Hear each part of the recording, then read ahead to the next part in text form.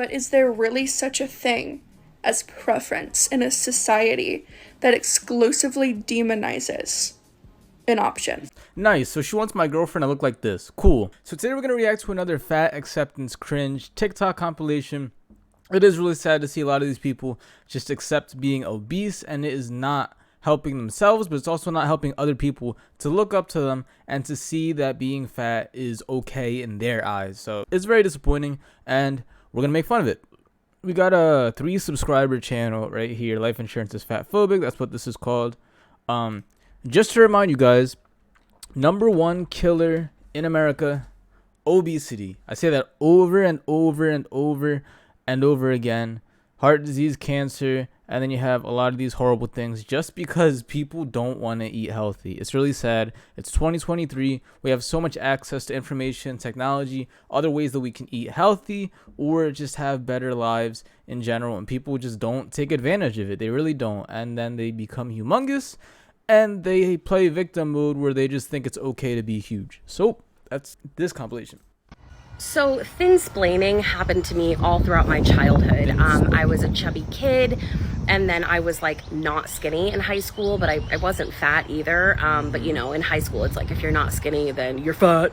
And it was just genetic. I just have a slow metabolism naturally, and it probably would have worked itself out if it weren't for extreme damage due to the repercussions of diet culture. I'll say it that way to keep diet culture. So yeah, I understand a lot of people have slower metabolism, so it's not as easy to lose weight, but still you should still be competing and trying to get the best body possible. And even if you aren't a super competitive person, you should do it for yourself, because you're still gonna die of a heart attack no matter if you have a slow or fast metabolism. So for you to use excuses saying also that other people have it better than you, or other people, you know, enjoy diets and you just don't like doing that, you're still putting yourself at a disadvantage at the end of the day, and you're still going to die of a heart attack. Everything kosher and not get flagged. Anywho, the next story that like really stands out to me was my freshman year of high school. I'm sitting at lunch and I'm eating like a protein bar and a salad. Of course I was. And my friend, who was super skinny and who took Ritalin for her ADHD, came up to me and she's like, "Are you dieting?" And I was like, "Yeah." And she was like, "I can help you." I was like, "How? You don't know what you're talking about." What? I mean, yeah, that I don't really see how that's something derogatory. Like, if somebody wants to help, you know, another person on a diet, they can probably help them. I mean, yeah, they could be skinny because they have a fast metabolism, but it doesn't hurt to get advice from other people who are skinny. So I don't know. It's like her pushing it off and like kind of saying that her friend was being mean. They were just trying to help out, and people don't like help, and then they grow up like this, and they're trying to say that it's other excuses of why they were why they got fat. They keep saying people bully them or people were just like being mean to them, but it's like she was just trying to help out, and you didn't listen, and you're huge. I know y'all think I'm gonna say fitness, but I have one that is way more annoying than that. Successfully losing weight, especially if it's a significant amount and it's been maintained for some amount of time. In fact, this trait is so annoying that people will not even make it a personality trait. They will go on to make an entire career out of it. So she's making fun of a weight loss coach or people who, she's saying it's annoying when people post or do stuff about their fitness, weight loss, or just their weight loss thing journey. So weight loss coach, aka I learned how to count calories and what macros are, so now I can charge you $75 a week and send me my fitness pal screenshots. I mean, yeah, if some people are really good at controlling their weight, like let's just say they look really good, they have a lot of muscle on them, they've been able to keep their weight down for a number of years over and over and over, especially if they have a slow metabolism. Like, why wouldn't you want to get advice? They need to get paid somehow. Nobody's doing things for free because they need to pay bills and survive. So I don't see why it's a problem that somebody's allowed to charge some amount of money, even if it is $75 a week. I think that's extreme. You probably can't afford that, but she's probably picking somebody who's like really high in that industry. There's still people who don't charge as high and they would still help you lose weight. It's not even that hard. And then you have YouTube videos and other stuff if you really don't want to pay that much. It's not that hard. You're just jealous. You're just a hater. If you knew how hard that's why you're so annoying. Lots of things are hard. And lots of things are worth celebrating. The problem is a lot of people who have successfully lost weight don't know how to celebrate that without being insufferable body shaming assholes. So it's like they're not allowed to celebrate their body and their accomplishment of looking really good because it offends people like her.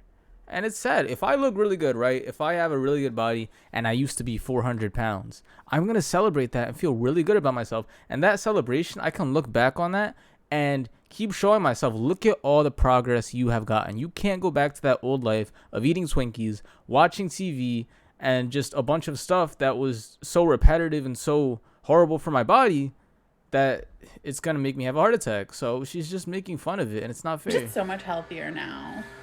I look so much better now that I'm not a fat cow. Yeah, the constant assumption that all people in bigger bodies around you are miserable and unhealthy. Fat phobia. That's fat phobia. And I guess I have fat phobia because people are miserable if they're closer to having a heart attack, you know? Like if you're gonna die at the age of 50 rather than living up to 80 just because you can't control your Twinkie eating habits. It's sad. Preferences. I've heard a lot of talk like, oh, I don't hate fat people, but I'm not attracted to them and I don't want to date them. Exactly. It's just my preference. Maybe in an ideal circumstance, in a world that was forever body neutral and did not demonize fat people, that could be a preference. I don't see, and especially too, if a man is supposed to be a dominant figure in their relationship, if my woman's bigger than me, how is that supposed to help? On top of that, they're probably trying to influence me to eat bad because they're always surrounding themselves with chips, cookies, and a bunch of other things. They probably have poor mental health because they keep putting garbage inside of their body and it's messing with their mind, so they can't function right. They can't do as much work because they're not energized, and yet they're trying to put all that on top of the other person in the relationship. It just doesn't, it's not helping. That's why people don't want to date anybody who's fat. I tell you, if you're fat, lose weight and then find somebody. Don't find somebody when you're fat. You're going to attract bad people. Maybe. Any person, regardless of what your body looks like, can be body shamed, and that sucks and it shouldn't be happening. And there is an inherent and fundamental difference between body shaming and fat oppression. Fat people experience oppression for being fat in a way that thin people do not experience My oppression gosh, for being man. thin. Fat people are denied access to health insurance, life-saving medical care. We're passed over for jobs or promotions that we're qualified for. And rightfully so. Like, I don't know about the whole medical insurance and stuff. I understand that's going to cost a lot more money to, do stuff on a fat person because there's more to work with.